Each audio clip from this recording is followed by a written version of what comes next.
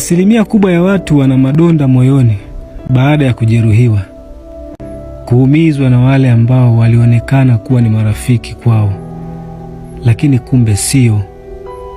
Matatizo yalianzia pale baada ya kushare ama kuwashirikisha mambo fulani ya maisha, kuhusu ndoa, kazi, biashara na kadhalika, kwa marafiki wakidhani wangeungwa mkono na kutiwa moyo. Hata neno la Mungu linasema usimwamini rafiki. Mika sura ya 7 mstari wa 5.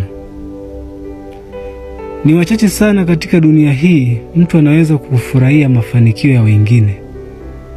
Wengi wamejaa wivu, chuki, hata kuwaendea wenzao kwa waganga ili kumzuia mtu asioe, asiolewe, asipate kazi, asizae, asifaulu shuleni na kadhalika.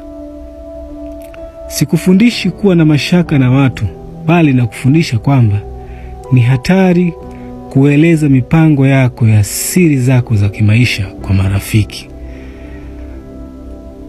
Lakini yupo mmoja tu, huyo unaweza kujimwaga kwake na kumweleza siri za maisha yako.